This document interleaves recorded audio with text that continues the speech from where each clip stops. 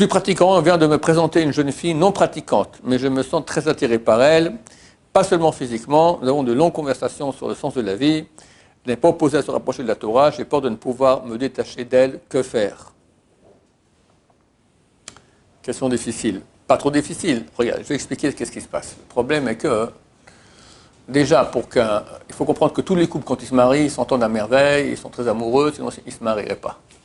Et pourtant, il suffit de faire un petit 90 degrés vers la droite et 90 degrés sur la gauche et voir qu'il n'y a pas de plus grande crise aujourd'hui que les crises des couples.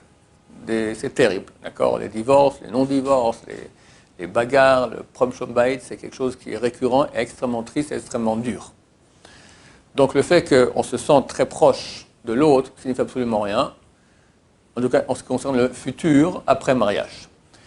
Maintenant, c'est pour ça que nous demandons, nous conseillons aux gens, quand ils veulent se marier, de rencontrer des gens qui sont vraiment du même bord, avec les mêmes ambitions, les mêmes buts, la même façon de voir.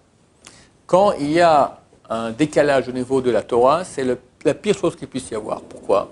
Parce que la Torah ne demande pas une chose, elle demande des milliers de choses, des dizaines de milliers de choses.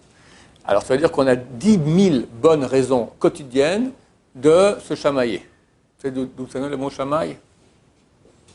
Le premier qui au niveau de la n'était pas content, il a fait des marlokot, c'était chamaille.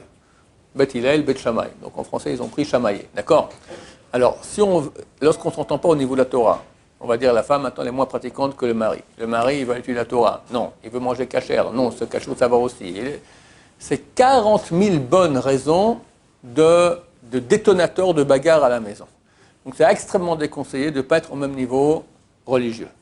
Donc voilà, mon conseil, c'est que je déconseille tout mariage de ce type-là. Que faire dans le cas présent? J'ignore. Il faudrait que la jeune fille soit prête à devenir pratiquante. Voilà. Sinon, ça va être une source de problèmes ingérables. Quand ma femme me demande de mettre un rideau, je veux mettre un rideau rouge, et moi j'aime pas le rouge, je peux m'écraser. Elle veut aller à la montagne, moi je vais aller à la mer, on ira à la montagne. Elle veut aller voir sa mère, moi je vais aller voir ma mère, on ira voir sa mère. Surtout je peux m'écraser. Mais je peux m'écraser sur la Torah.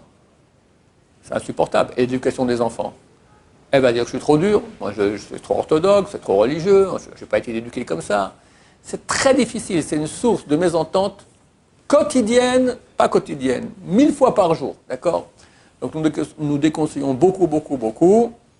Bezrat Hashem. Baruch Adonai, Olam, Amen va Amen.